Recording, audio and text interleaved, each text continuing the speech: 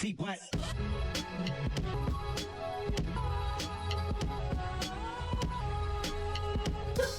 Okay, now it's actually crunch time. Hi!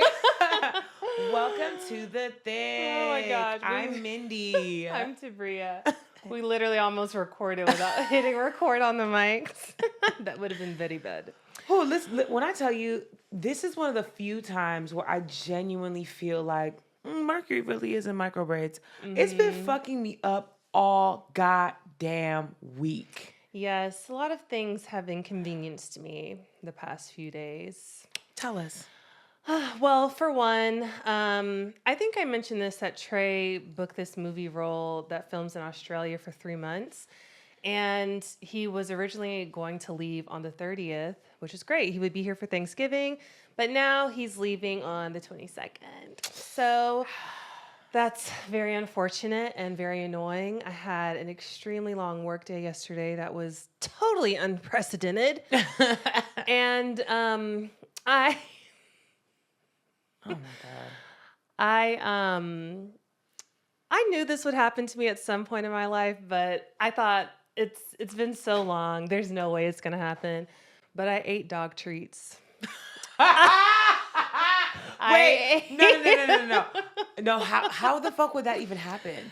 Oh, I know exactly how this happened. How'd it happen? Because they have the snacks just out. And in LA, people treat dogs. I hate them from my home.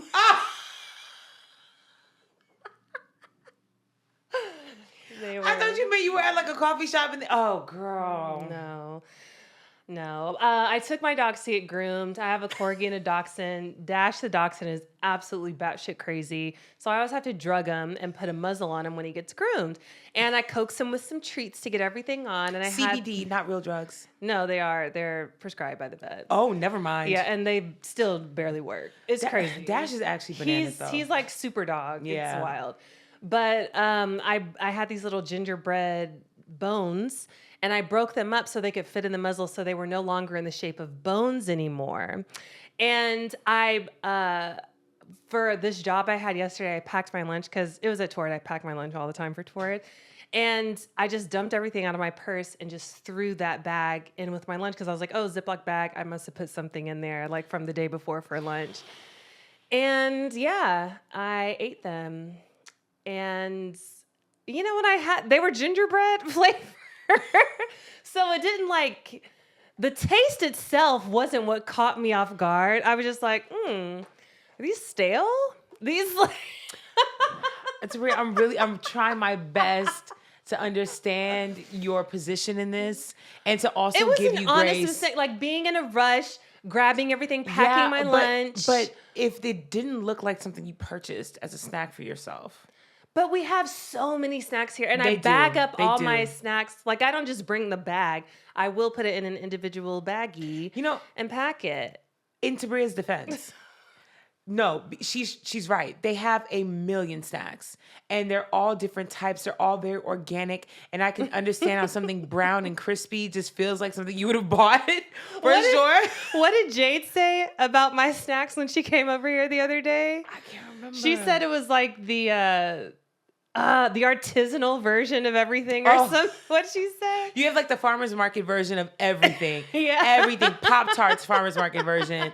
Fucking jerky everything is like, it's like walking through if a Home Goods and an Erewhon had a baby, it'd be Tabria's kitchen. It would be Tabria's, for sure. So I can just give her some grace. I know people are just like, girl, because when people think snacks, they think like, Oreos. Yeah. You know? Some Cheez-Its. No, everything looks like dry mush. Yes. Well, fortunately, I think all dog food has to be human grade. I don't know if I believe that. I'm pretty they sell sure. it at the 99-cent store. I know. I don't think that's but human it means grade. essentially like you're not going to die if you eat it. Like you can consume it and be fine. No, for sure. But your body's like, bitch, what the fuck? Girl, what the hell? Wait, what did it taste like? It was like stale gingerbread, but very like crunch. Like I had to chew a little harder. That's why I thought it was stale. Okay, honest, no lies. You cannot lie. I won't. How many pieces did you eat? I probably ate the equivalent of one doggy bone, and they're only like a 2 by 1.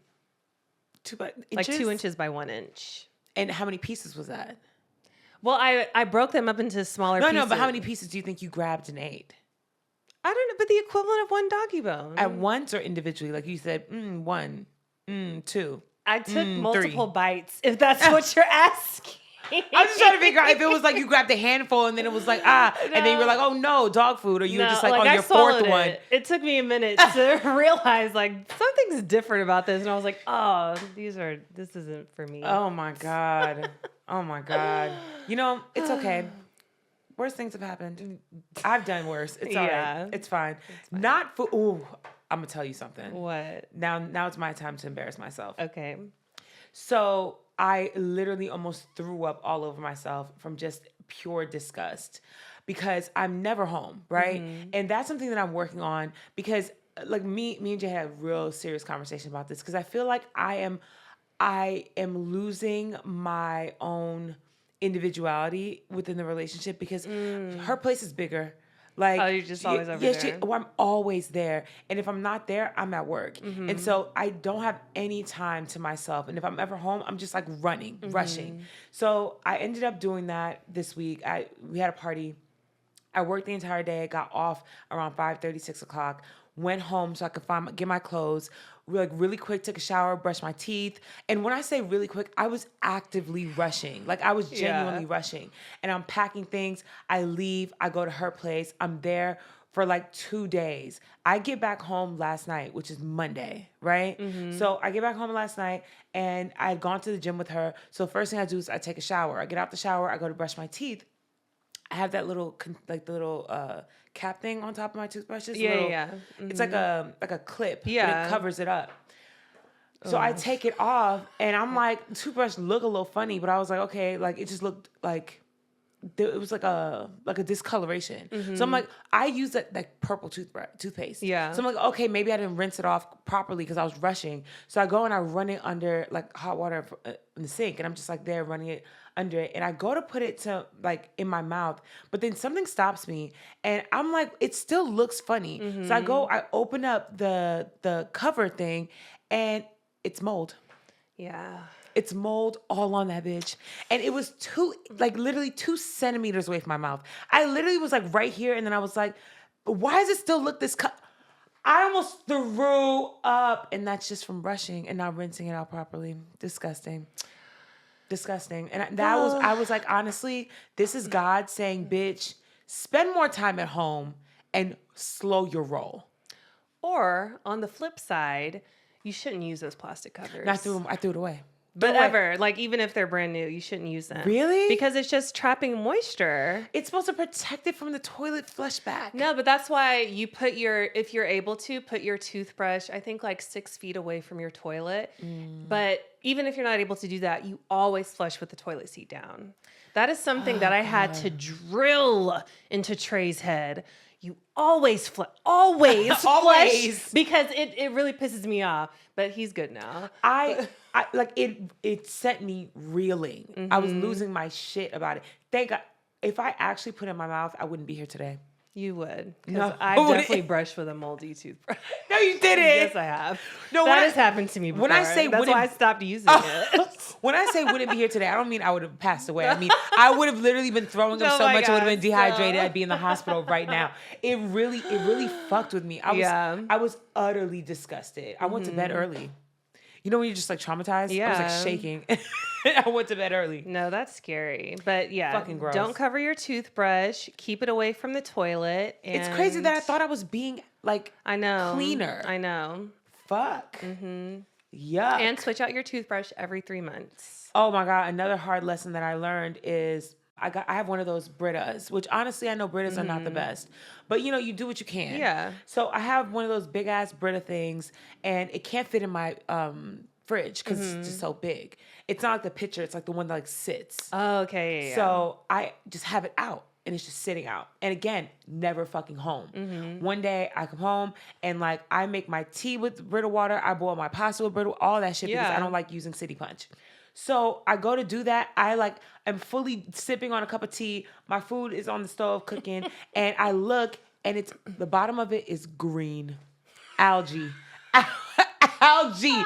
green. Turns out, if you leave it out and sunlight hits it, Oh, yeah. microbiomes are just gonna start growing in that bitch. Now, that day, I did throw up. That day, I literally called Jade and I was dry heaving. And she's like, "Are you okay?" And I'm like, "No, Yeah. no." There's just too much we have to consider now. I didn't know that was a thing. Yeah. And so, like, your humidifier, I don't know if you have one, but you have to clean, like, you have to wash your humidifier. Else it ends up doing the same thing, right? Yes. It gets mold, because I have one by the little garden tower out there, because, humidity for plants.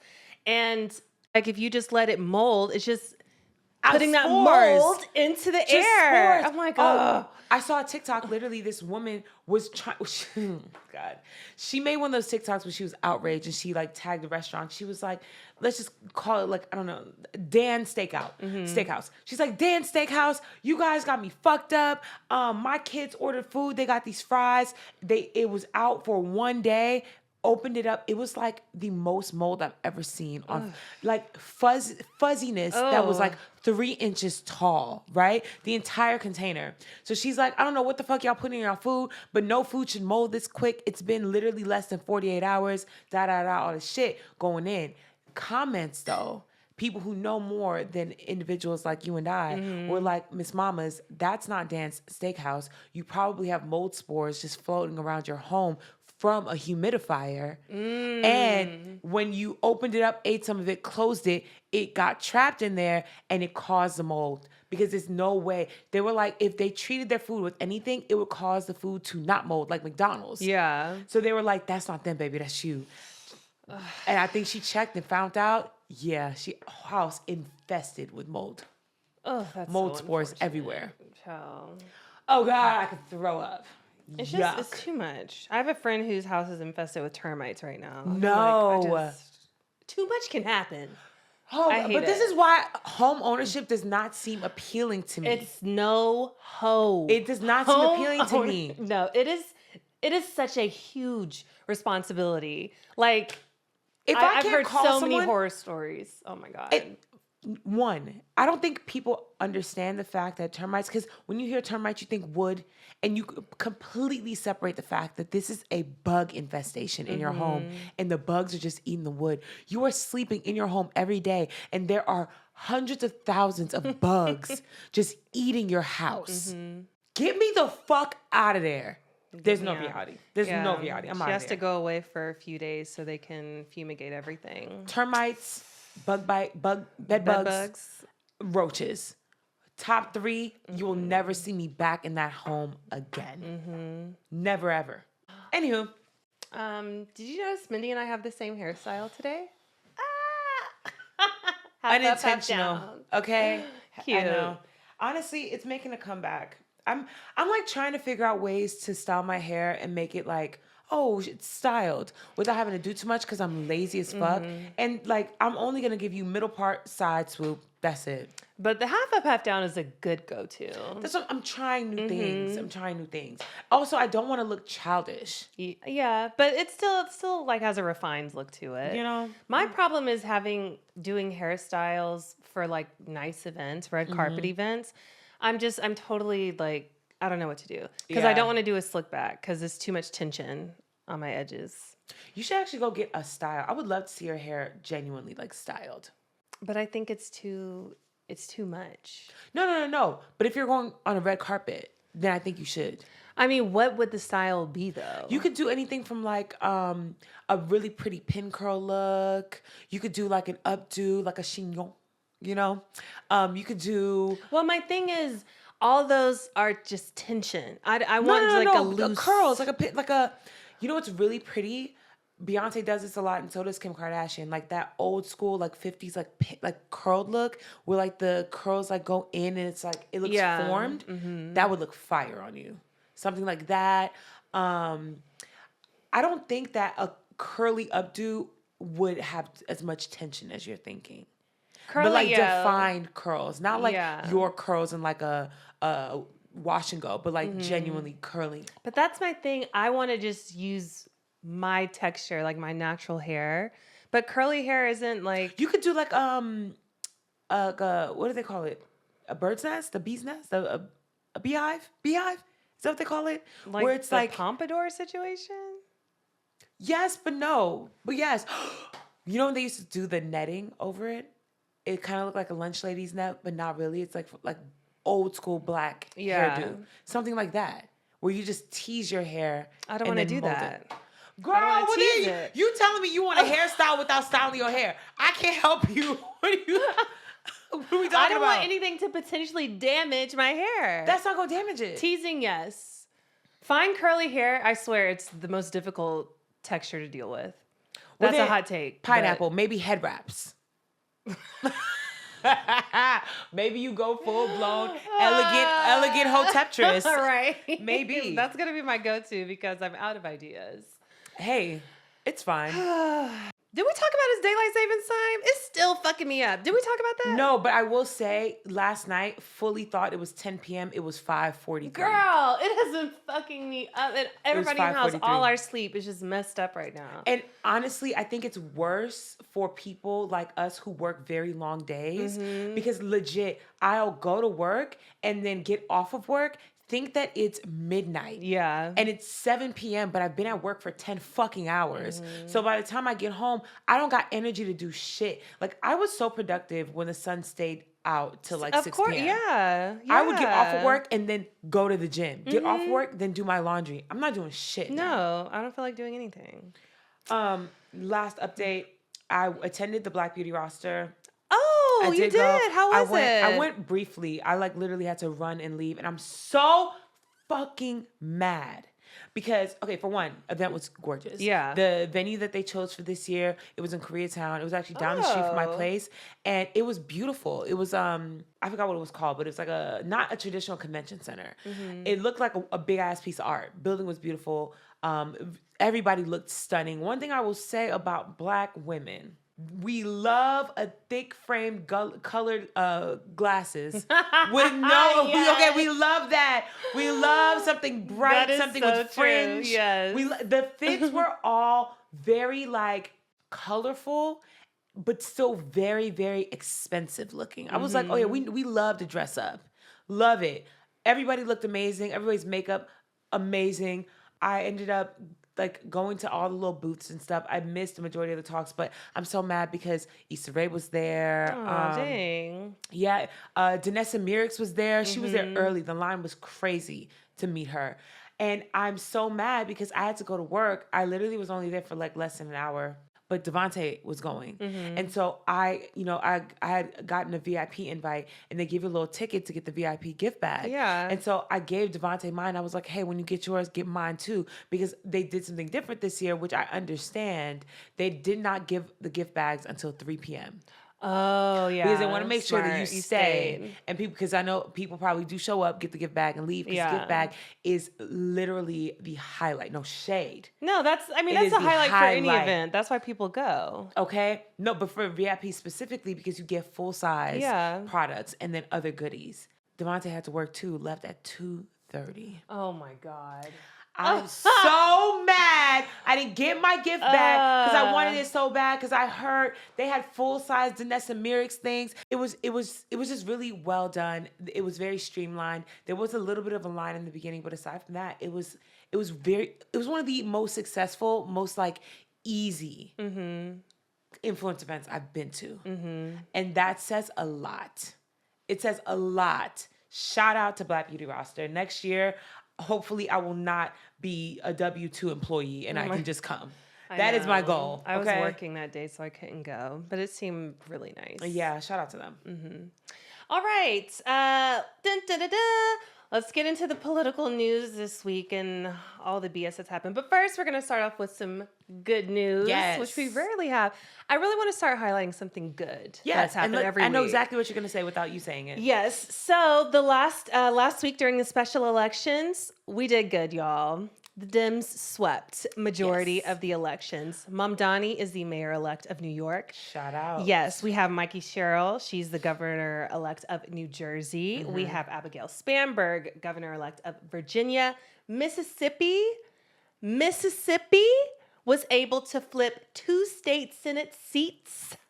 And that's literally like one of the reddest states ever. Yeah. So that's a huge win for them.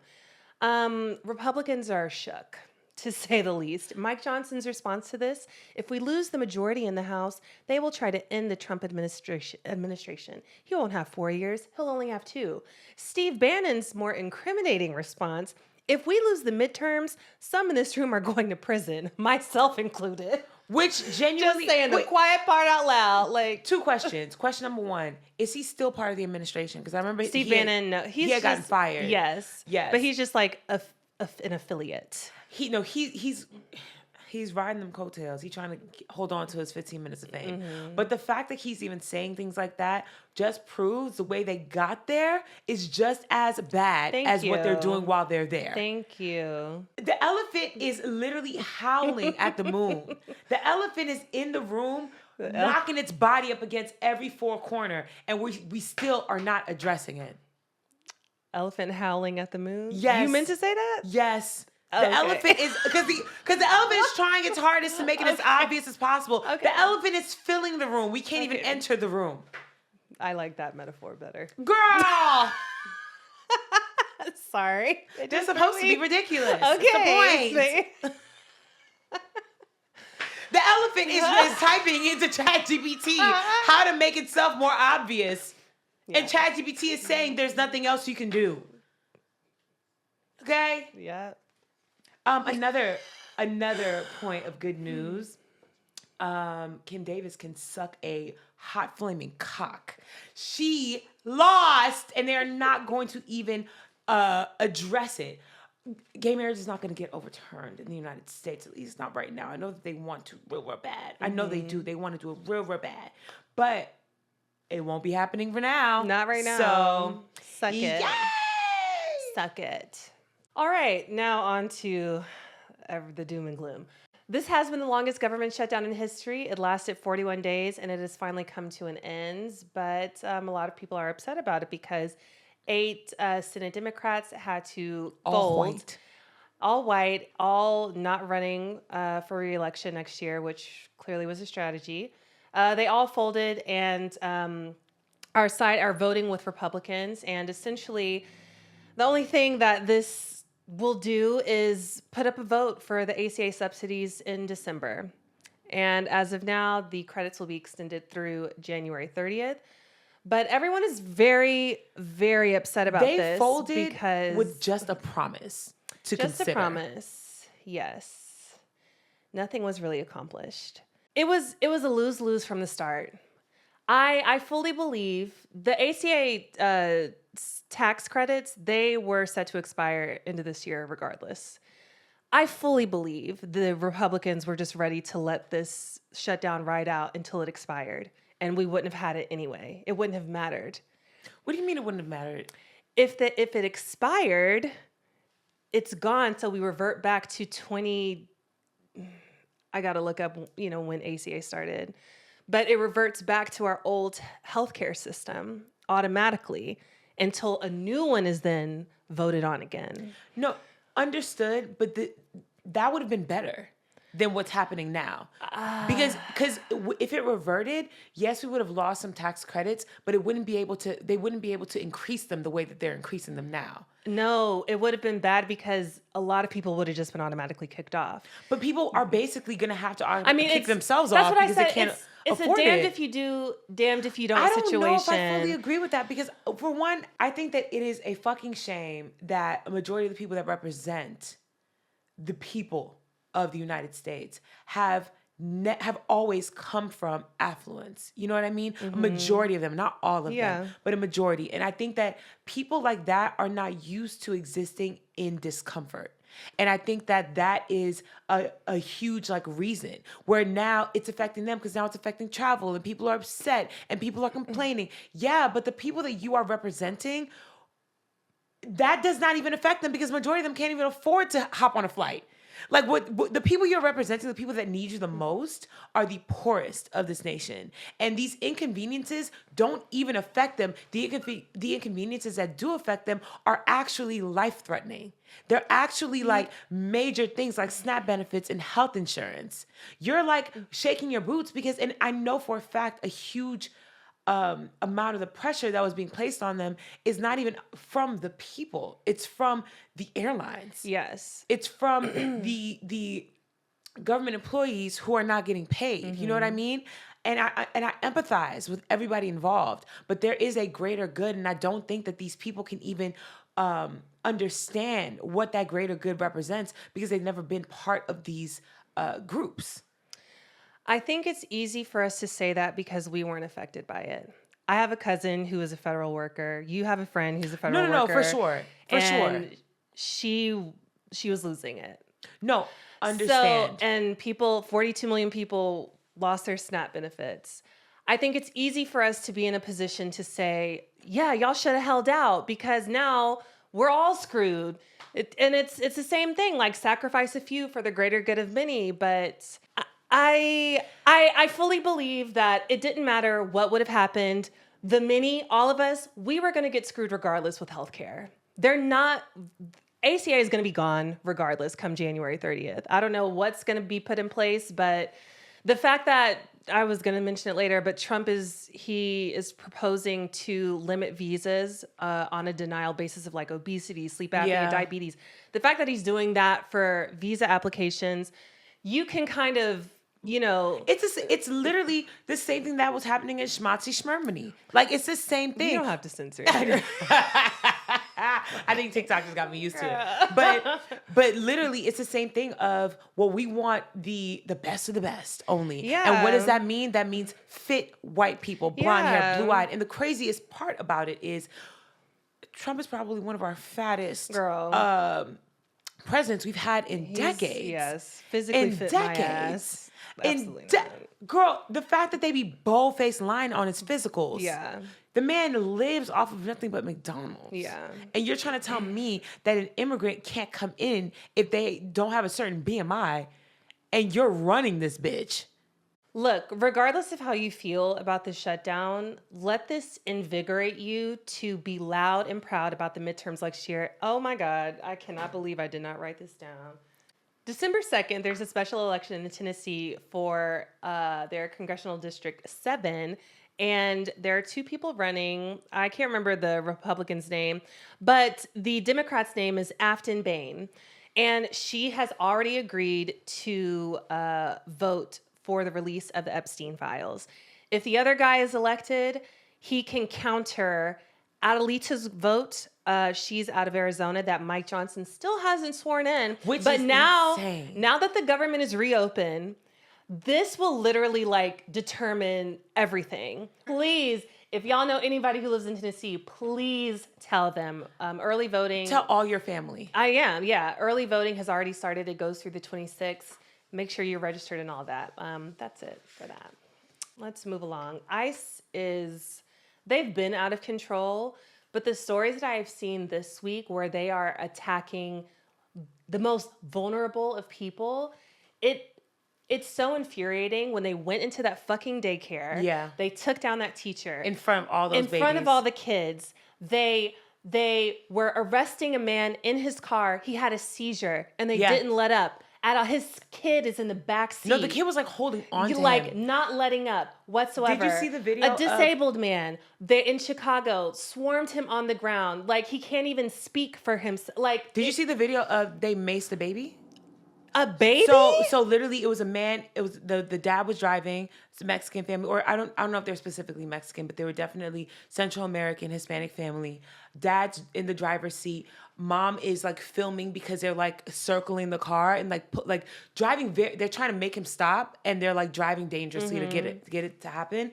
His windows down, the back seat, there's a baby in a car seat, windows down. They drive past, they literally cut him off, drive past him in the opposite direction, bear macing through the window. And it literally just swarms inside the car. Mom is filming. And you know, it's yellowish. Yeah. Whole car yellowish. Ugh. Baby starts screaming. And they literally pull the family out. And they were legal. In what reality is any of this ever okay? And the people that are still trying to justify it and saying they're getting the criminals out. Name me one. Where? Name me one. Out of all the stories that y'all hear, point out one story where it was an actual rapist, killer, fucking what do they call them? The gang members, leaders, gang members. Find me one. I don't know how you can still support this whatsoever. It's despicable. It is such a disgrace. I was really glad to see that this group of suburban moms in Chicago, all white women. It was a Broadview Detention Center. They broke the barricade, sat down, resisted. They were all arrested. Yes. But that's what we need. In protest. Yes. Yeah. But also you notice how they were gentle with them. Oh, yeah. Oh, yeah. They're out here literally dragging. I saw one video where there's a woman, she was on her way to work. I think she was like fully in scrubs. And they hit her car and then drug her out of it. Oh, yes. I saw that one. Yes. No warning whatsoever. They saw her. Like, that's the thing. They don't even have, like, lights on their car to be like, pull over. Right. No, they just saw her and they were like, fuck it. We ball. Drove into her full force. And then she's stunned from her getting hit by a fucking car. Drug her out the goddamn vehicle. No warning. No one's saying anything. No one's identifying themselves. Nothing. The FBI just released a statement urging ICE to start identifying themselves. You know why? Because there have been multiple cases of people pretending to be ICE, kidnapping women to rape them, and then discarded them on the street. But of course, when you see random men in Amazon pieced together outfits, like they're getting their fucking fits from Amazon. Literally. It's just random camo fits, random masks. Because there's no uniform. There's nothing. They wear whatever. So when you see a group of men grabbing a woman off the streets, most people are going to film, but they're going to assume it's ICE and they're going to do nothing about it. And a lot of the times now that we're finding out, they're not even ICE. They're just rapists that are banding together, and now they have easy fucking targets. And is ICE going to do anything to help prevent these things from happening further? Of course not. Of course not. Because they want to maintain that anonymity because they know that they are breaking the law. The vetting process is shit. The ICE agents themselves are also the rapists. And people are they're not gonna do anything. They're not gonna get upset until it starts to affect them. Until your bestie from high school is the victim. Until your cousin, your aunt, your uncle is the victim. And y'all are like, oh, well, they're not doing it to American citizens. Yes, they are. Just because the American citizens that are being affected they look like immigrants. That's why y'all don't feel it yet. Because they're still out here arresting people in a discriminatory way. It's just so heartbreaking. This story really, I don't know, it really affected me. Jesse Butler, he's a guy from Oklahoma. When he was 17, he assaulted, strangled, and raped two 16-year-old girls. He physically raped them. He forced them to give him oral sex. He stuck foreign objects inside them. He strangled one girl so bad she had to have reparative surgery on her throat. He did this when he was 17, and his sentence was going to carry up to 78 years. He was getting charged on 11 accounts to which he pled no contest, to which it's basically saying you're guilty without saying you're guilty. And the judge let him off because he was a youthful offender. He is now 18. He was arrested in March when he was 17. He's now 18. And because he did this when he was 17, he gets to walk free, totally unscathed. The judge, her name is Susan C. Worthington. Yeah, because he's a good little white boy, and he just made a mistake. It's the same thing as when J.D. Vance said that those 30-year-old white men who were joking about raping women and Nazis and all these things, they were like, oh, they're just young boys. You can't judge a boy off of one mistake. This man is a serial rapist. He raped one of the women at his family home. His mother came to the door, and after she heard her screaming. That's not confirmed. That's why I didn't say it. I don't give a fuck. You have to confirm it. Okay, fine. Allegedly. Yes. I saw the body cam footage of when he was arrested, and the mom the entire time was so like, he's just a boy. Yeah. These girls are liars. That's why I believe it. There's no reality where there is evidentiary proof He that filmed my it. son. He filmed it. That my son did these things and I'm still gonna ride for you. Nah. Absolutely Put him not. in the jail. Yeah. In the jail. Now, I might be like 78 years is a lot for my baby. But at the end of the day, you need to go do hard time. And if that's true about the mom where she knocked on the door and heard something going on, heard a scream and she just shoved it off, she needs to go to jail too. Yes, she does. Yes, she does. Put the judge in jail too. Fuck all y'all. Fuck all of them. Here's some more fuck yous, but let's start off with the positive things. One, there's a different world. Oh, we're pop culture catch up. I forgot to announce it. Yeah. It's okay. There will be a different world reboot. I guess it's slated for next year. Mixed reviews based off of people being excited for, you know, a beloved show to return, but also they've been doing reboots real dirty the past few years. Yeah, well, I don't need the reboot. Okay, we don't, like, we're not, I don't want you to sully the legacy of a different world.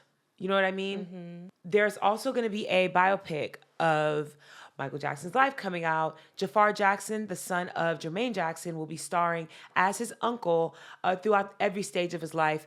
It's been very interesting seeing everyone's reactions because they have been mixed. They have been from very, very positive to very, very negative and very, very critical of Jafar himself. When he was casted in the role, people already thought he was a little strange because he kind of emulated not only his uncle, but his father too. Like his father has a nose job and like has like a little Jerry Crow situation going on. He never bleached his skin to a certain extent, but it still kind of falls into the theme of everyone in that family getting rid of their black noses, right? So that's a part of it. But in the film, they have him wear a prosthetic. Yeah. He looks just like his uncle. It is like jarring.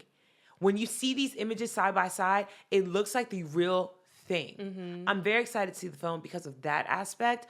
He speaks in a similar manner. Yeah. He had to learn how to dance because he didn't have that skill, but I think he also can sing and his voice is very reminiscent of Michael's. I definitely want to see it and I want to see what all they include. I'm very curious to see that. Yes, I am too. I'm also curious to see what tone it takes. Yeah, because his family's obviously a part of it. Yeah. So is it going to be critical at all? Yes. Are we going to really focus in on the downfall as much as we focus on the rise and the positive aspects? I'm curious to see. I'll be sad. May 2026. Yes.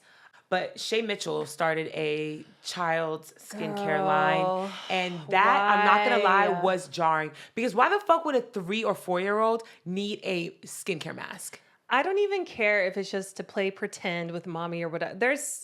You don't need a whole line dedicated to that. This is capitalism on a different level. I'm like, girl, Baze is already so fucking successful. Do you really need to start something else? People just want more money. Girl. I'm telling you, it's a wealth addiction. Yes. It has something to do with really trying to invent something that hasn't been invented before and like help children and their brand new fucking skin. Yes. No. It has nothing to do with that. You just want to make more money.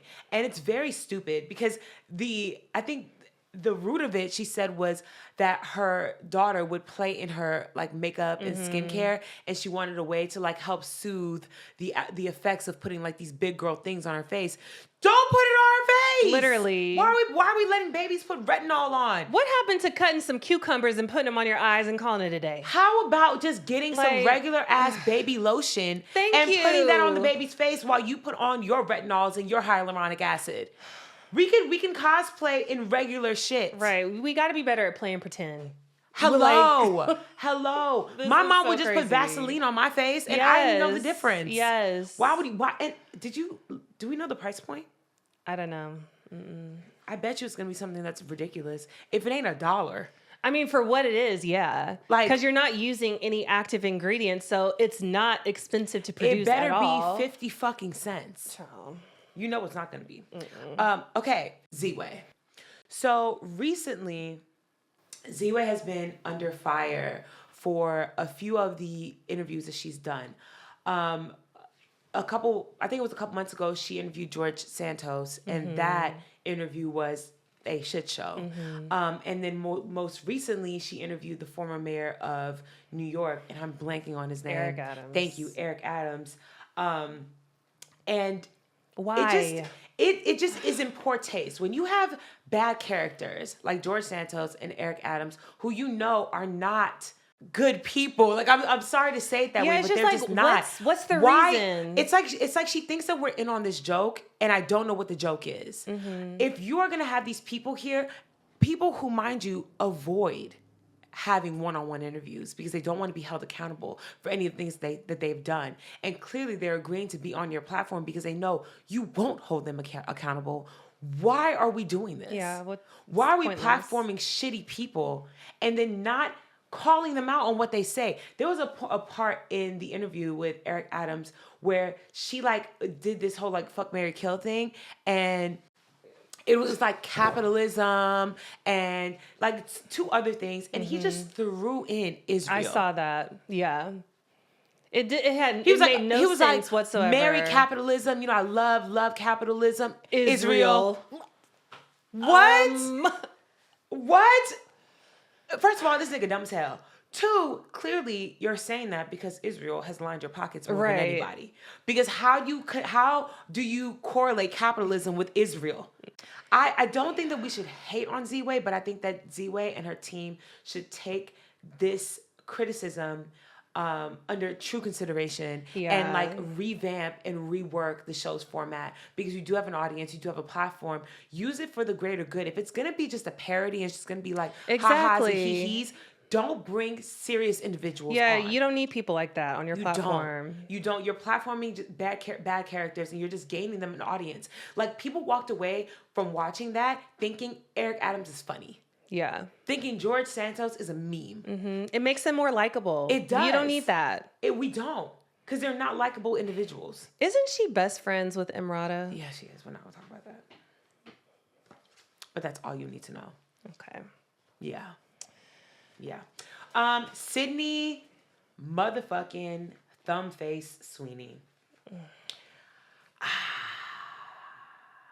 I've seen her and I've heard about her and I've learned so much about her against my will in the past week. We started off with her going to the opening of her shitty film with her titties out. Yeah. In that the thing is, the fit was very reminiscent of something you would see a woman wear in the 40s. Yeah, 50s. I love the silhouette of the dress. Okay. Yeah. The silhouette gave modest mommy down. Yes. But her chi-chis were on full display. And the thing is, I'm not hating on that. Free the nipple.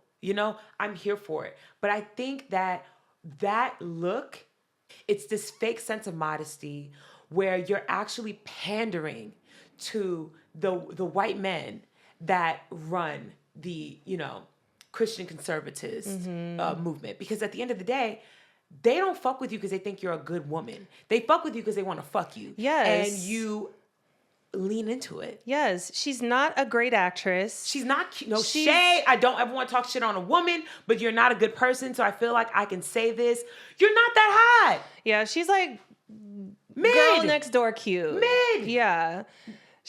They're making it seem like she's the second coming of Marilyn fucking Monroe. Literally, but because she has a nice pair of tits, she's everywhere. Okay. Everywhere. There needs to be something else that makes you worthy of holding this position. And there isn't. You don't say any bright things. You're not smart. You're not funny. You're dry.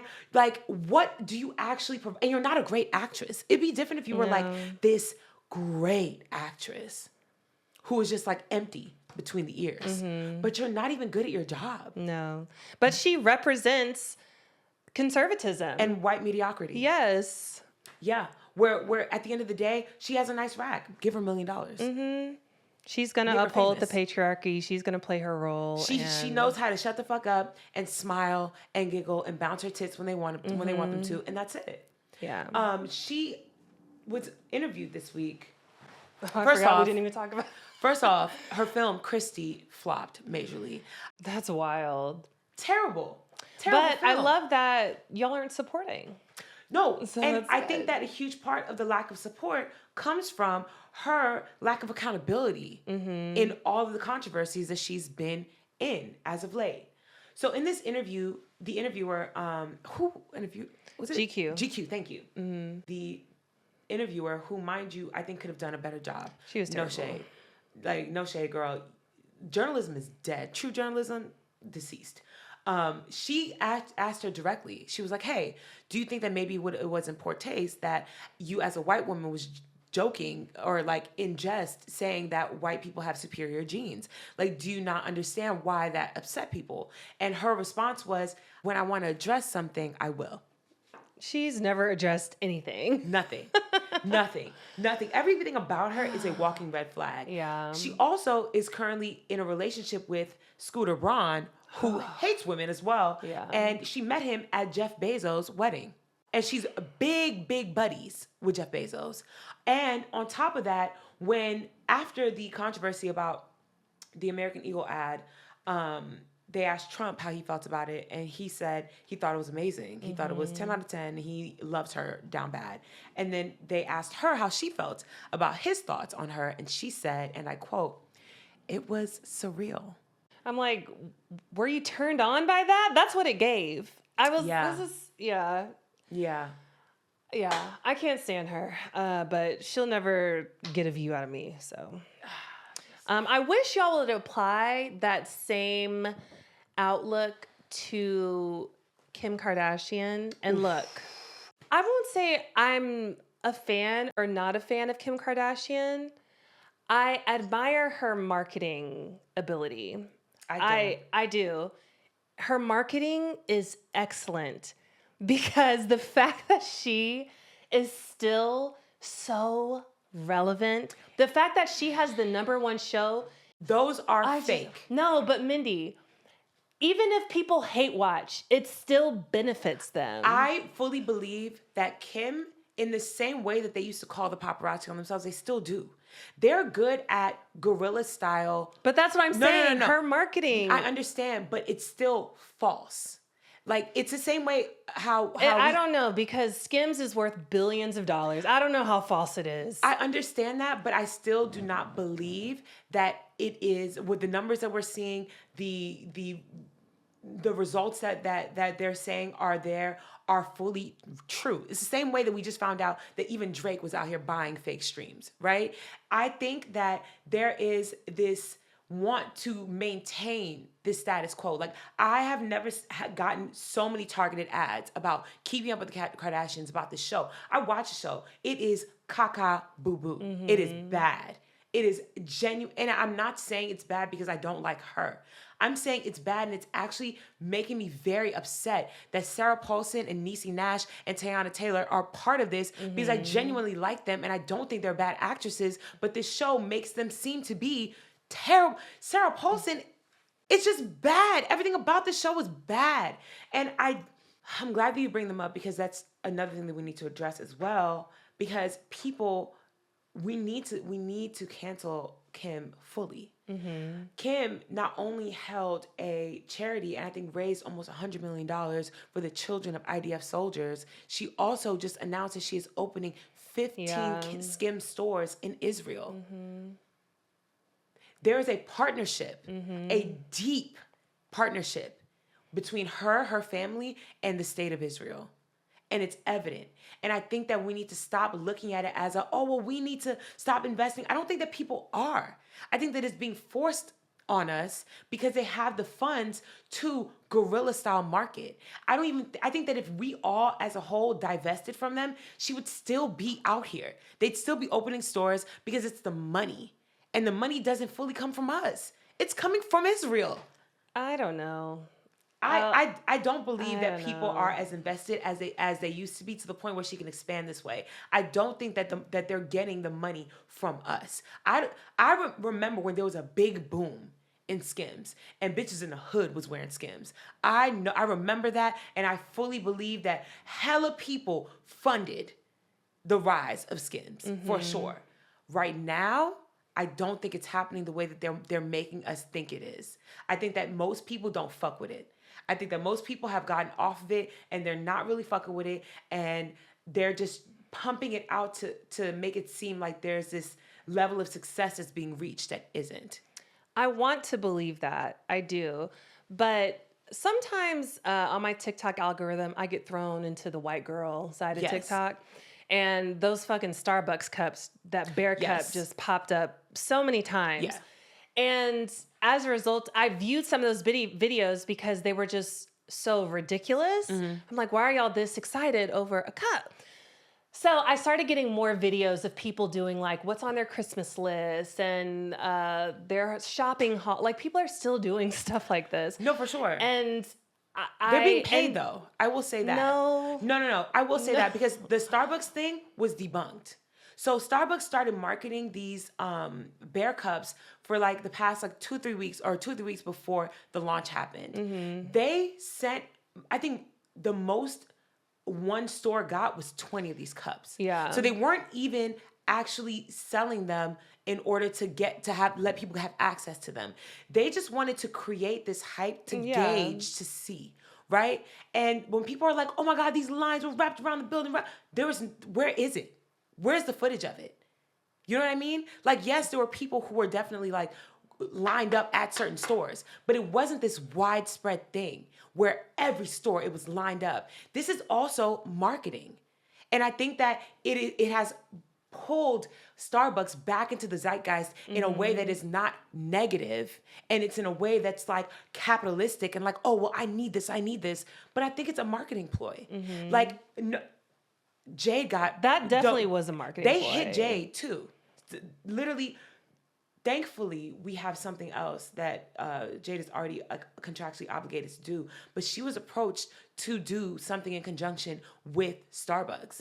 And they're trying their best to hit all these demographics. They're just on this campaign. They're trying their best. And I think that Starbucks is doing the same thing that the Kardashians are doing. I think that even that image of Chris and Beyonce and Miss Tina posting it, I think that was also strategic. Like, I think all of this is strategic, and that people just want to make sure that their consistent funnel of money from the everyday person doesn't stop. And it has been. And they're grasping at straws. I agree that things are orchestrated on their end. I agree with that for sure. But people are still falling for it, is what I'm saying. I mean, the same way that people are still MAGA. But okay, there's a perfect example. There are people that are MAGA. MAGA is not as big as we think MAGA is. When it comes to people who are MAGA down, the numbers are fewer than what it seems to be perception-wise. And I think that the same thing applies to the Kardashians and their fandom and the people that are actually investing into Skims and things like that. I think that it is far less than what we are perceiving it to be and what they are showing it to be. I hope so. Yeah. I don't see anybody in regular life. Like, I remember when Skims was at its peak, especially on set, everybody was wearing that shit. Everybody was doing unboxings. Everybody was wearing that shit. It was like the Yeezy slide. You couldn't get away from it. I don't see it like that anymore. Like, I genuinely don't. Like, even when someone mentions them or like the product, no one really cares. Lululemon took that spot. Aloe took that spot. Like, they're still taking 2018, 2016, 2014 tactics and trying to apply it to 2025, and it don't work like that. They're losing. Slowly, but they're losing. We'll see. Well, that's a good transition to our topic for the day.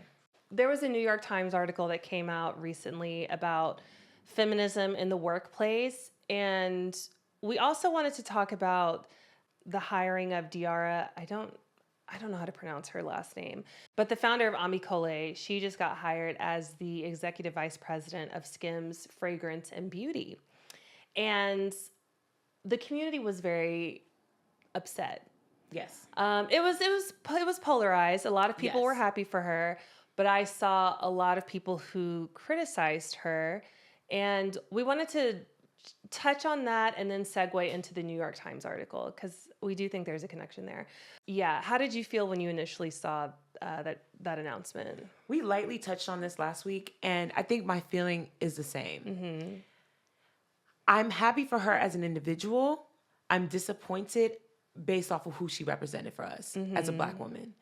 I think that she is falling into a trap of basically like working with the person who is siphoning all of your skill and talent as a Black woman and then making it more palatable to white people. So I think it's counterproductive to Black creativity and Black entrepreneurship within the United States. And I think that saying, okay, well, second best is working for the person that steals from us is not, it's just not something, it's not an example that I think should be set. And I'm not saying that it's not a win, but to me, Ami Colé was better than Skims. And so it feels like a step down. Mm-hmm. It was disheartening to see. Like you said, I had conflicted feelings about it because, yeah, I'm super happy to see a Black woman win, especially when literally hundreds of thousands of Black women were laid off this year. Yes. More than any other demographic. And so when I see that, I'm like, yeah, like, and you're in an executive role. Yeah. That's huge. It's like at the same time, I'm not mad that she took the job. I feel like I say this every episode. We are in dire economic times right now. We're like, the job market is like in a negative right now as far as growth. Yeah. So it's like, who am I to tell somebody to not take a job in this climate? That part. But yeah, the optics, they don't look good. And like how you mentioned earlier about everything being strategic with them, particularly with Kim, this definitely seems like a strategic move. For sure. 100%. And I know that they went and sourced her. They went and reached out to her because they understood that people not only were attached to her and her product, people genuinely love her. Yeah. Even within the failure of the company, people were still uplifting her and saying, whatever you do next, we will support. And so because of that, I think that they're taking advantage of that. And they're like, okay, cool. She has this massive following that's going to fuck with her no matter what she does. Right. Bring her on because then they'll fuck with us. Right. I don't like that because, again, they're siphoning all of your talent and your creativity and your skill and all the love that people have, and they're going to be the one profiting from it. Like, I don't care if they're paying you $2 million a year. She's making $100. Like, how is that beneficial? And I understand that it costs more to start your own thing. Of course. Yeah, of course. It does. It's shade. It's fine. It costs more to start your own thing. But at the end of the day, it would have made me feel better if she collabed with someone else or worked with someone else. But I don't know what it looked like on the opposite end of that. I don't know if it was impossible to find another position. I don't know if working with other Black people would have, was impossible at that point in time. When I say working with, I don't mean like, oh, let me do a collab with this other. I mean like genuinely coming in and like starting something. There isn't capital just like freely flowing. Yeah, and anymore. we know like Black businesses, they're not as easily funded compared to a white business, and they probably don't have the funding to pay her as much as Skims was offering her. Yeah. You know what I'm saying? And as a business owner, clearly she lost a lot in the ending of her business. And I'm not gonna lie, if I was her, I'd do the same thing. If I was in dire straits, I have a family, I have yeah, she's a mom, I have bills, that's what I'm saying. I have all these things I need to take care of, and now yes, I have the love and support of an audience, but I'm not gonna ask them for money to fund my lifestyle. And it's hard to find a job. You don't, like, what do you expect her to do? Right. The only other option she has is what? To go find a job in retail? Like, no, like literally, where people are openly hiring right now. It's hard as fuck. It took me 6 months to find a job. Yeah. If she was out here on Indeed and shit like that, looking for work, it would take her that much time, if not more, to find a job that would actually be financially where she needs it to be. Skims walked up and said, here. Yeah. She said snatchies. Child, I was mildly considering going back to school. It's hard to even say that with a straight face because I can't even imagine it. It's so mild. It's Wait, like, to do what? So this is always, not to say it's like a dream of mine, but it's something I always thought I would be good at. Okay. a court stenographer. I've considered that. Really? Swear to God. What's your WPM? Girl, it's not high, but I've considered it because you have to learn shorthand. I know. It's different. I So, know. and I watched hella videos, and they were like, because this one girl who's a stenographer, she doesn't type very fast, like with the regular keyboard, but with her stenography, because you create your own shorthand fast as fuck because she knows exactly what she's saying. And I was like, I can do that. I know. It seems Hell like a yeah. very, I don't know, appealing career. It's most of the time it's freelance. So I was like, And you make really good money. yeah, it's pretty decent. It's 6 figures. I know, but like, low at 6 least figures. it's like steady work. Yeah. Girl, I thought about it too, and I was like, damn, was my mama right? Do I need to go back to school and become a CNA? I know, but it's LPN? like, do I really want to go back? It's 4 years. I don't. Usually, I'm like, that's a long time. But I've been thinking to myself, and I'm like, God forbid, worst case scenario, shit hit the fan for real. What positions are open? Like, they're never going to pay teachers more, but teachers are always going to be around, but they're never going to pay them more. Nurses will always be necessary. Always. I don't know if I want to do that though. I know. Electricians, who was I watching? Not the CEO of LinkedIn, but it's somebody like that who's good at like predicting trends. But they were saying because of the rise in AI, electricians, that business is going to be booming.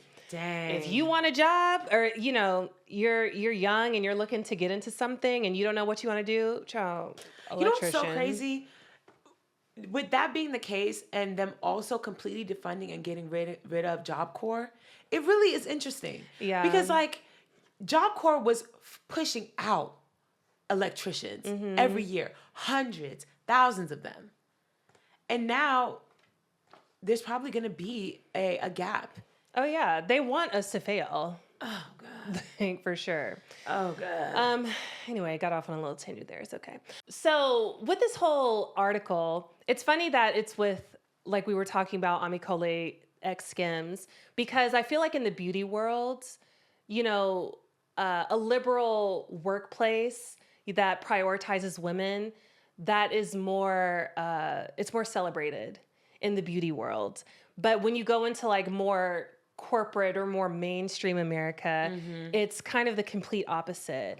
And that's kind of what this article, it wasn't talking about beauty or any markets specifically. Well, so this article, it came out a few days ago and it was initially titled, "Did Women Ruin the Workplace?" Which, crazy rage bait.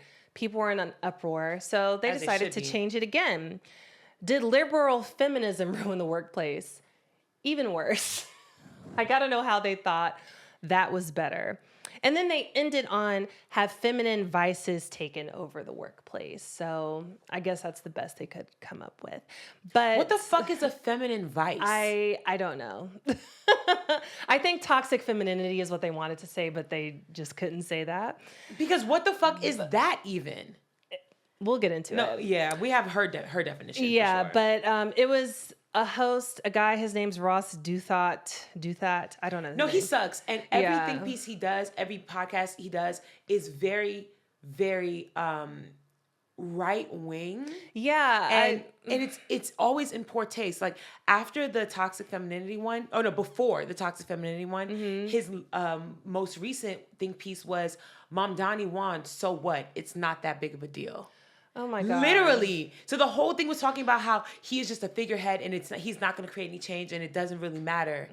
But it's just crazy how the New York Times is it's blatantly conservative now. And the shift happened quietly. Yes. Because we didn't see it, but it's slowly seeping in. And I feel like they thought that they were going to have is having a boyfriend embarrassing moment. Oh yeah. I think that they thought that it was going to be thought provoking. It was going to start conversations and that people would side with them. Yeah. Bullshit. Yeah. In a way. So he interviewed 2 conservative writers, Helen Andrews and Leah Sargent. Which again, in what reality is a good conversation between people who are on the same side? Literally, you have no opposing view. So, okay. Like the only opposition was, I think we should listen to the men. And the other one was like, I think we should listen to the women who are at home. Yeah. Dumb. And they essentially both agree that the workplace, institutions, the world it has become way too feminized and that everything is too woke nowadays. I think that something that's been highlighted a lot is the lack of efficiency in the workplace, right? And I think that what people consider a lack of efficiency is actually working within reason.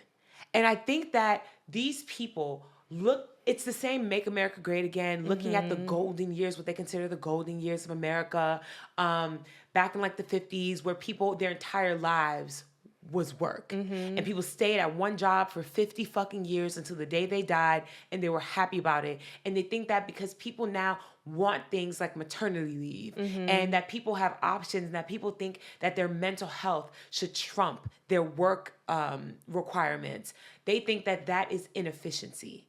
And I think that they all need to eat dicks, because at the end of the day, the only people complaining about it are the people at the top of the totem pole who don't work 60 hours a week. Exactly.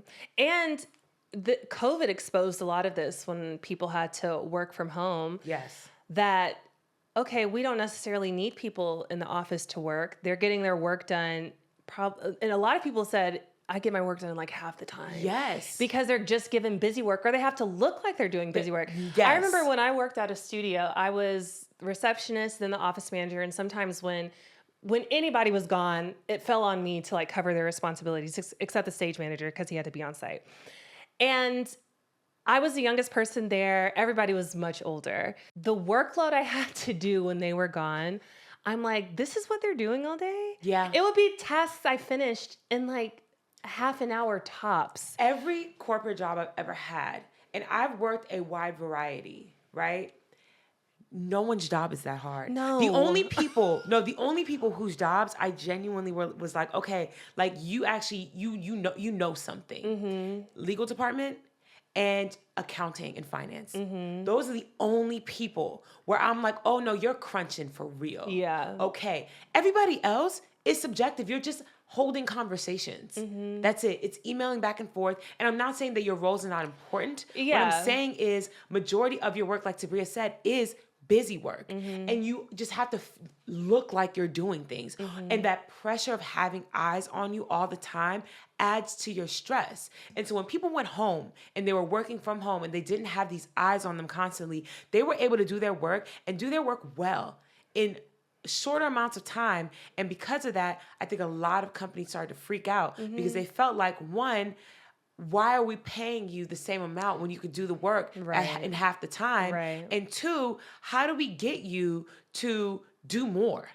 Exactly. It's frustrating that it's viewed like that, because despite how efficient one can be, they want more. Yes. More and more. They want to wring you dry of all of the resources that you bring to the table. They're like, well, if we're paying you, $65K to do, a year's worth of work and you're getting it done in half the time, then how about you do 2 years worth of work for $65K? And it's like you're biting yourself in the ass. Like, even like with me modeling, Mindy styling, we've seen it firsthand. I remember when we just working, I'll just say it, working at Fashion Nova. Oh, child.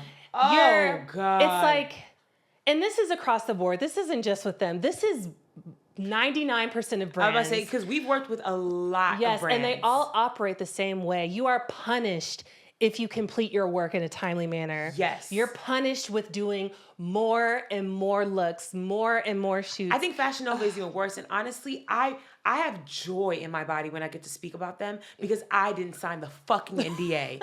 So first of all, they pay you pennies. Yeah. Peanuts. I'm going to let y'all know straight up, the stylists at Fashion Nova, and to this day, I think they're paid the same amount. $250 a day. Yeah. A day. And I need you to know the standard for a stylist for any e-com and everywhere else, aside from other fast fashion brands, that Shein pays the exact same amount, $250. Everybody else, minimum $600. And I need y'all to know, it is hard work. It's labor. Yeah. It is labor. If there's any job on set that I don't want, it's a stylish job. It's fucking labor. You show up, you have to steam everything, prep everything, style everything. You are rolling racks, grabbing clothes, getting filler items, picking out shoes, jewelry, bags, all these things, all before you even get on set. And then when you get on set, you are moving fast as fuck. Yeah. Literally getting the model the clothes, picking up the clothes. If you have a good model, praise God, because they're not just throwing everything everywhere. Yeah. Picking everything up, hanging it up, getting the next fit ready, being on set, because when they're taking the pictures, if you are not looking at the model and there's a lace that's undone or something that isn't tucked properly, you get in trouble. But at the same time, I'm expected to be prepping the next fit and hanging up the last. Yeah. So you don't sit down the entire time. And you don't have an assistant. That's all you. It's just you. You don't sit down the entire time. And if you manage to really like knock it out because the model's doing really good and the photographer and everybody's working in a succinct way, and they notice that you're done an hour early, they say, whoa, whoa, whoa, whoa, whoa. Yeah. Model, have a seat, eat a snack. You go get some more shit, steam it out, prep it, get more accessories, do it, and shoot 30 more items before the day is over. And if they give you more items, especially at Nova, and you finished this used to piss me off. You finished early. They gave you more items. They still expect you to finish out that rack of new items. And now you're leaving late. And then there's times where, okay, you're going to give me more. I can't leave when I'm done. So let's stretch it out. Yeah. You know, we got to time our breaks accordingly. And then they hit you with, oh, we don't want people on their phones. Yes. You can't listen to music on set. What is this? You can't have conversation. Yes. You can't be out here kikiing. They literally went so far as they didn't want the stylists and the models following each other on social media. Yeah. You can't film content for the models because like they wanted the models to post content, but they didn't want any of the staff helping them to do it. Yeah, they don't want you working together outside. Like, it was absolutely ridiculous. It was the things that wild. they tried to require. And you see things like this happen across the board, and they think that they're like making it more efficient and optimizing the experience for the company, not for the worker, mind you. And at the end of the day, y'all getting the same result, and just everybody's unhappy. The efficiency is not going up. When I first started working at Nova, like I think the KPI, which is the amount of items that need to be shot by the end of the day, was at like 60. By the time I left, it was 120. Y'all expect these models to shoot 120 items. Yeah. And in my role, my job specifically was to get as many items on your body per fit as possible. Oh, we're going to put the skirt, the shirt, the shoes, the jacket, layers, layers, layers. Take them off. Next one. What the fuck? Yeah, it's absolute bonkers. And now they have that Beverly Hills headquarters now. Yeah, because they're going to continue to make money because y'all going to continue to buy this literally poo-ass quality clothing. Stop, like, capitalism is really just the end of the world. That's why we have a motherfucking spaceship hovering above us, watching us just decimate Mindy this fucking been wanting earth. to talk about this spaceship. I'm not going to talk about it right now. I'm not, but it's just, I just know something's up. We are literally in the film Don't Look Up right now, and we're just pretending like ain't shit happening, but it's fine. I'm on my business. Anyway, do you believe, for one, I want to talk about toxic femininity, which was what the topic was centered around, and what their definition of toxic femininity looks like.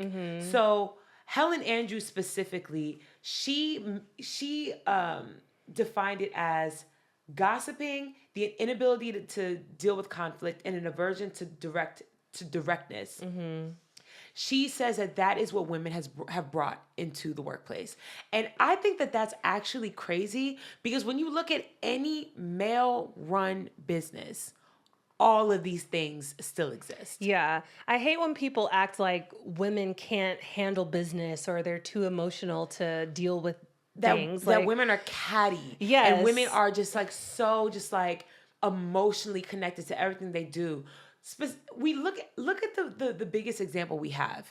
The fucking government. Yes. This motherfucker is still in every speech talking about Biden and Obama like they're his exes who did him dirty. Yeah.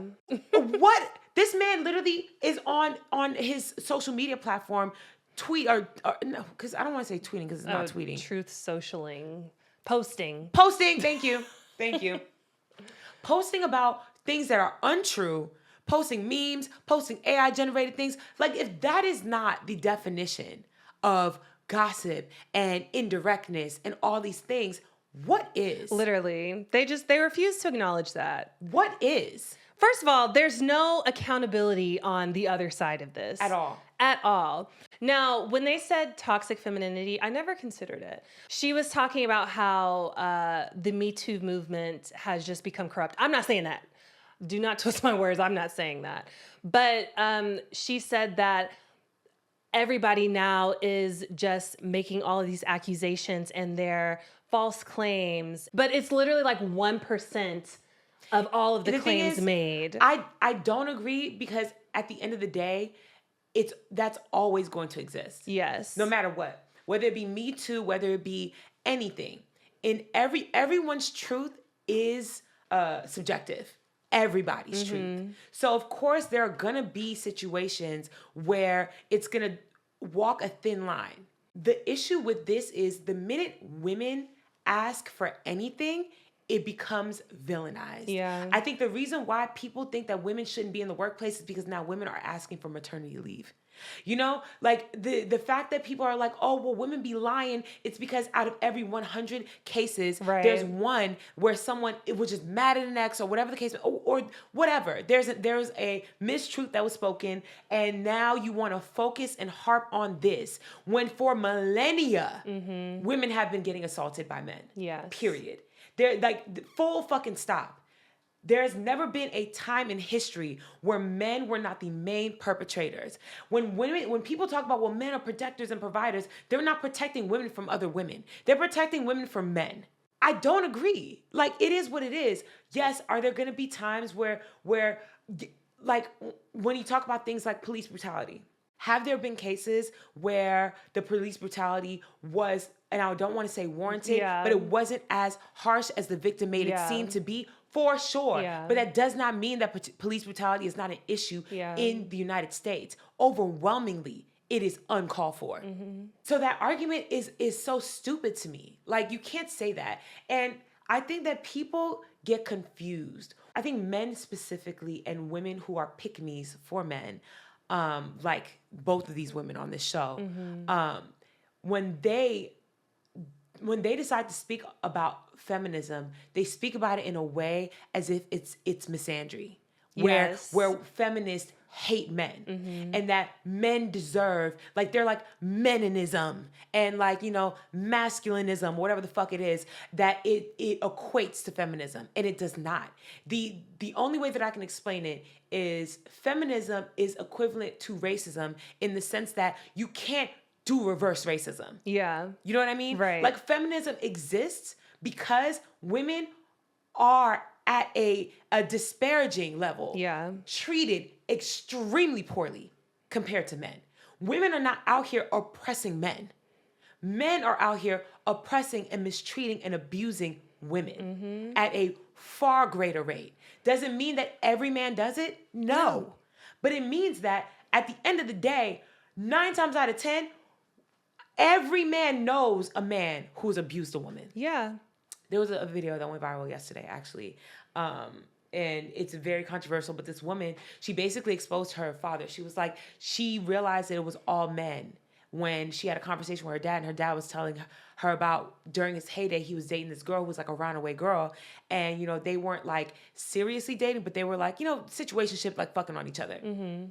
And one day he found out that she was also fucking on one of his bros. And so he was like, I'm not gonna lie, hurt his feelings a little bit, but, you know, he wanted to handle it in his own way. So they had a date set up a couple days later. He went to her house, but he pulled up with the guy, told the guy, stay in the car, went into the house, hung out with her for a little bit, drank a little, whatever. They start, you know, making out. He knew they were about to get to getting it. And then he said, hold on for a second, left, came back in with the guy. And he was like, you know, she was definitely shook up. She was caught off guard. And, you know, I made her do the both of us. Because since you want to fuck the both of us, then fuck the both of us. And she literally was like, she told her dad, like, y'all raped her. And he was like, no, we didn't. Like, she was fucking the both of us anyway. And she literally had to have this argument with her dad to convince him that he raped this woman. And he refused to believe it because he was like, she was loose. She was fucking the both of us anyway. And the consent aspect does not matter for him. That is what most men think is acceptable. Yeah, they do.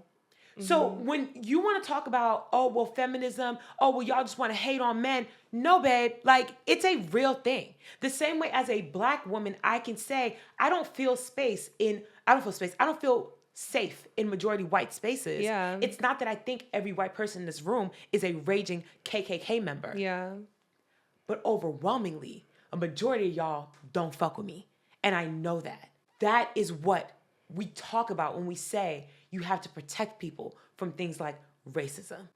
That's why it's hard for me to understand where these women, the two particular ones on this opinion piece, where they're coming from and how they can't see our other side. And I know I'm like contradicting myself by saying I can't see their point of view either, but there's just so much evidence of the harm that is done towards women literally on a daily basis because of the patriarchy. No shade, it's because they're unattractive women. And they have not been in... And they're not a victim. No, it's not that they're not a victim. They probably have been victimized. But this is controversial. And like, this is only my opinion. I'm not saying that this is true. I do believe that there's a small group of women who have been desperate for the attention of men, that even when that attention comes in the form of harassment, they welcome it. You know what I mean? Where it's like, any attention, even when it's disparaging. You think about women like Pearl. Oh, yeah. Right? Where men would call her ugly to her face, laugh at her, do all these things, say nobody wants to fuck on you. Like, I really, like, you're one of the bros. Love what you're saying. Yes, yes, yes. Women ain't shit. For sure. Will I date you ever? Fuck no. Yeah. And she's cool with that because at least they like me. You know what I mean? And I think that these women are in the same boat where they can hear the experiences from women and know about it. And in their mind, they're like, there's no way every room you go into, a man is being that aggressive with you because they've never experienced it. Or they can say, oh, well, you're complaining that this man was being nice to you. Don't you want a man to be nice to you? Because if a man says nice tits to them, they're like, hell yeah. They like that shit. Even that in and of itself is telling because...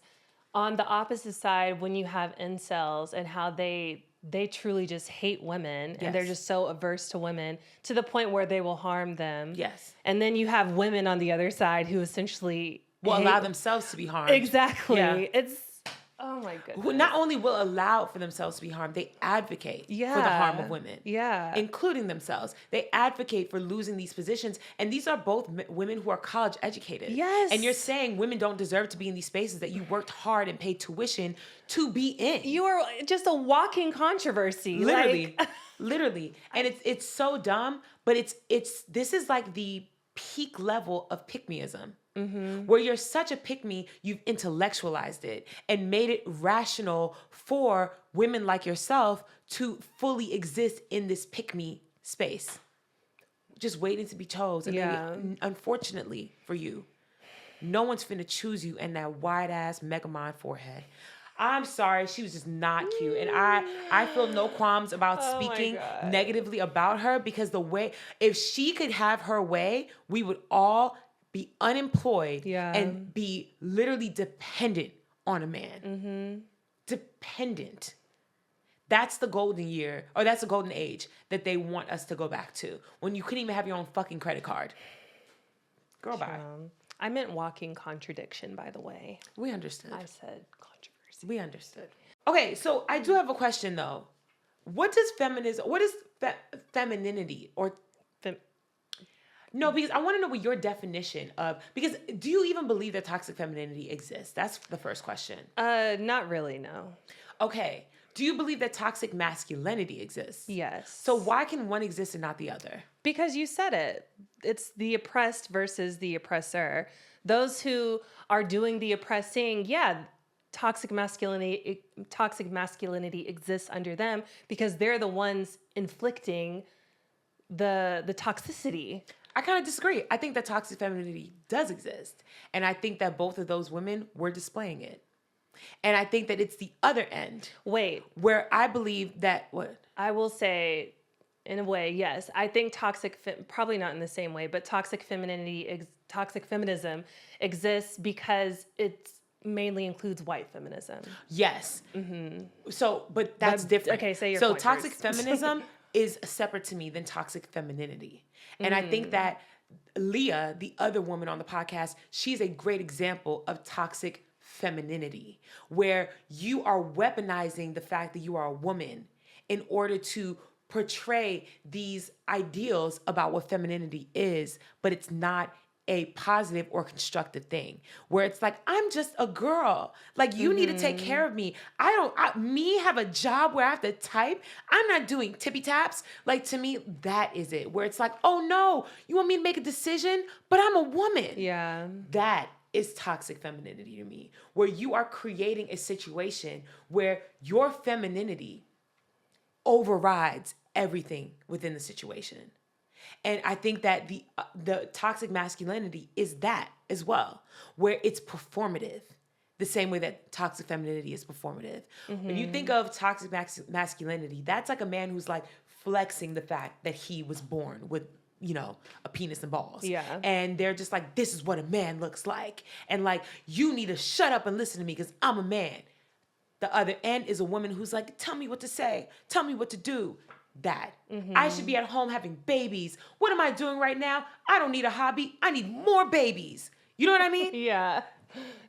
That's how they say it, Mindy. That's yeah, literally I the get it. mindset. Yeah. Where it's like, I'm going to college not for an education, but so I can meet a man, have a baby, and live the American dream.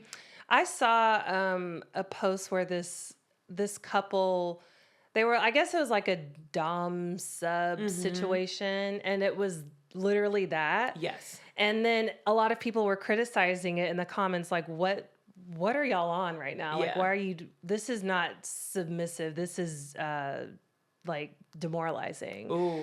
And they were like, you're kink shaming. This is a kink, you know, this is a whole community of That might be people a kink. And I'm like, That might be a kink. That might be a kink, but I feel like that kink exists because people like these women and like toxic masculine people, that they are the stepping stone. And that's like the most extreme end of it. You know what I mean? I do believe that there is a reality where these people, like, oh my God, y'all, I'm gonna talk about this real quick. I have a regular 9-to-5 job outside of my styling, like freelance styling. And I work as a bridal stylist at this like really hoity-toity rich place, right? So I have clients that'll come in and I'll like, you know, sell them fucking $5,000 wedding dresses. I had a child bride this past week. And when I say child bride. What do you mean child bride? She graduated high school this year. This year. Her mother came in with all 7 of her daughters. All 7 of the oldest one was like 24. She was the 5th daughter. Out of 7, 4 of them already married. They all got married the year they turned 18. Oh my God. All of them.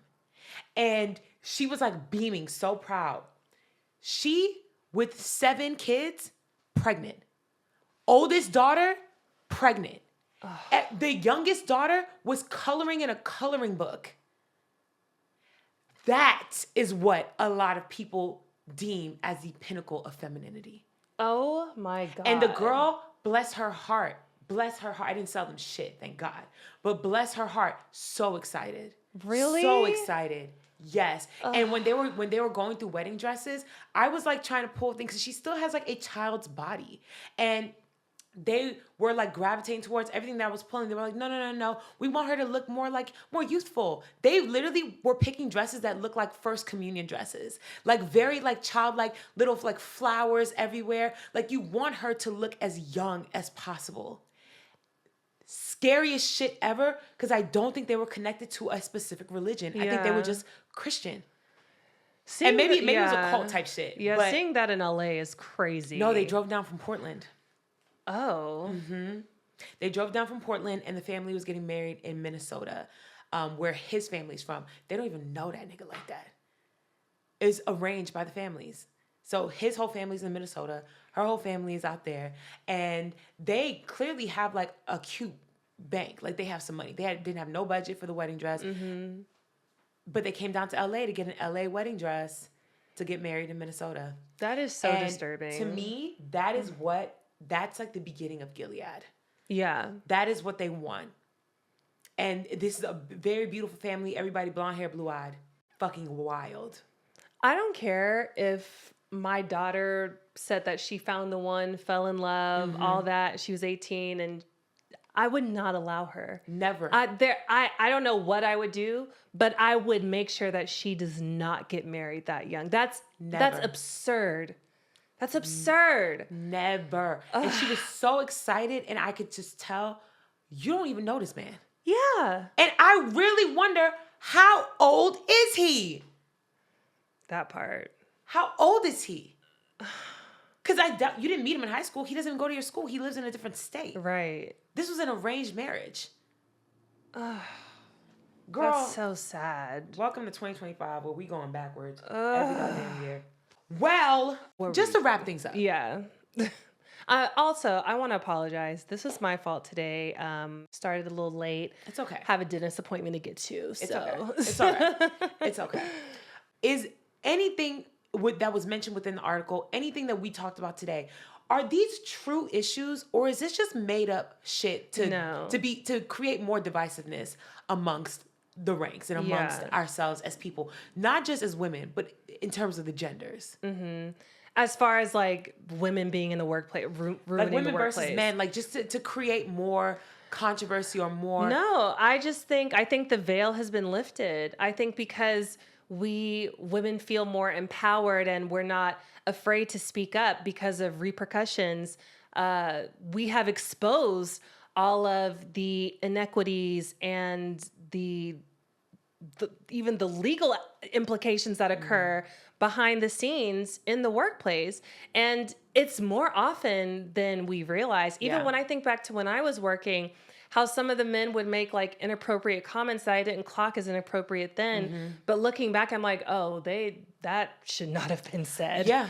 Yeah. For sure. I just think it's exposing everything. And no, I don't think that's bad. I don't think wanting a safer environment for everybody is ever a bad thing. Do you think that a majority of men within these workspaces, and I know that we both work in like more creative, like less corporate spaces, but we still interact with some people. Do you think that men are bitter about the changes that have been happening and the quote unquote wokeness that is now a part of these cultures? I think conservative leaning men are. I think all men are. I don't know if all men are. I not say all, majority. Granted, I don't work with a lot of straight men. I was gonna say I think majority straight men. Men. I think majority straight men are, but at varying like degrees. Varying degrees for sure. Because I do feel like if they do feel like threatened by this, it's because they think, oh, I can't do anything. I can't make a joke. I can't say anything now. And it's like that. It was inappropriate to begin with, you know, and that because I've noticed a lot of, specifically when I'm like on commercial sets, where like, and it's usually like the cameramen, the PAs, the lighting guys, whatever. You can tell that they're like walking on eggshells. Yeah. And they miss the days where they could like oogle the models and like they miss the days when they could make jokes and say things. And you'll always hear something like somebody will slip up and they'll be like, oh no, but I'm just joking. You know, I'm just joking. No, people can't take a joke these days. And I think that they're all very cautious. Yeah. And I think that they are subconsciously, a lot of them, mad that every place isn't Broville anymore. Because the world used to be Broville. Yeah. No matter where you were, the bro standards were at the top, and then the women had their space, and their space was the kitchen and the hairdressers and the boutiques, and that was it. Everywhere else, men kind of like led the way. Yeah, I think you have a point because men don't really hang out outside of the workplace. When I really think about it, that was their quote unquote safe space. Yes. So yeah, I could agree with that. Most men, their coworkers were their friends. Yes. Their mistresses were their coworkers. Yeah. And shit. Like they genuinely found solace in these spaces. Yeah. And it just doesn't exist anymore. Yeah. Well, and the thing is, I'm glad it doesn't. Find a third fucking space. Get a goddamn hobby. I agree. And also, if other people being comfortable causes you discomfort, you might be a bad fucking person. Yeah, something's wrong with you. Look within. Thank you. We want safe workspaces for everyone, regardless of class, race, anything. Yes. All right, Mindy, we're just going to ask this random question, go on about our day. What is it? Okay. Oh my God. Would you rather be 2 hours early everywhere you went or 20 minutes late? 20 minutes late. 2 hours Everywhere is you long. went? 20 minutes. 2 hours That's early? the court. 2 hours early? 20 minutes late to catch your flight. You're always going to be running late. How much time am I missing out on in life if I'm 2 hours early to everything? Girl, you bring a laptop. No. Get some work done. No. That's 2 hours of sleep I can have. What would you choose? I'd be 20 minutes. I would be 2 hours early. Really? Yeah. Oh, God, no. Okay, let me think of a weird one. Okay, would you rather... Would you rather gouge an eye out or rip off all your fingernails on your dominant hand? Fingernails. Fingernails? Hell yeah. Hell yeah. And I? Just one. Fuck no. Fuck no. And I? Fuck no, because you're watching it happen. Okay. Cut off the fingers. Just the tip. Cut off the tips. Of all of them? Of one hand. You have to cut it yourself. Or an eye? Or, yeah. Fingers. Fingers? And I have to watch it happen, and I'm going to be blind for the rest of my life. If it's just the tips, I can still do everything. I can still text if I want to. Okay, chop off your Girl, hand. I think we've got it. Wait, I do want to ask you the question that was like going around the internet Oh, what? for a really long time.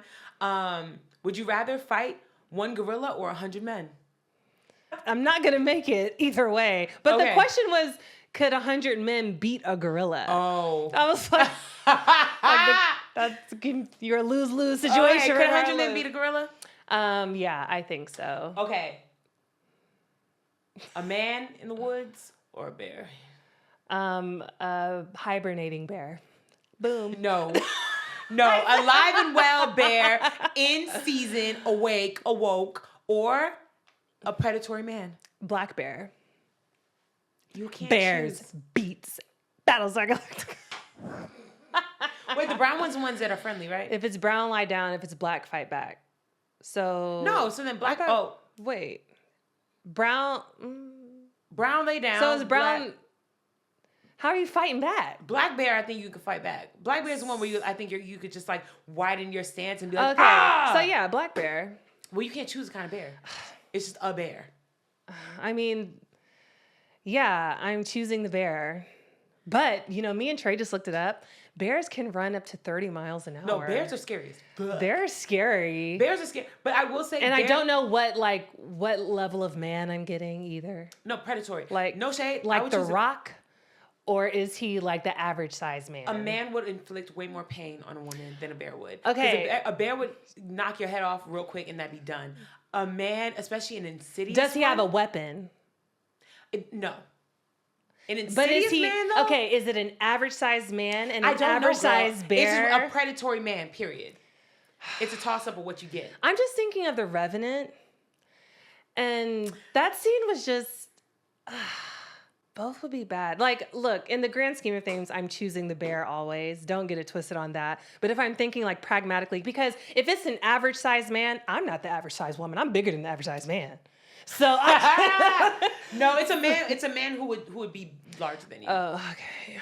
Okay, fine. Last one. Swear. Would you rather have to have Michael Jackson's final nose or Lil' Kim's current ass? Nose, unfortunately. Oh, I'll take the ass. Oh my God, Mindy! Bitch, I'll be wearing skirts all day. You definitely can't wear pants. Voluminous skirts. I can wear leggings. That ass looks nuts. Yeah. Nuts. I know, but the nose, everyone's gonna see it. The ass, I can camouflage. I'll just be a thick bitch. I'll be dressing like a church elder on a Sunday morning every day. You guys ask yourselves what the question, what your answer would be. Yeah. Leave it in the comments. Gouge your eye out or cut your hand off. My nose is so itchy right now. I have allergies. Yeah, it's allergy season. Fuck. Mm-hmm. Well, it's been real. It's been fun. It's been real fun. See you next time. Bye.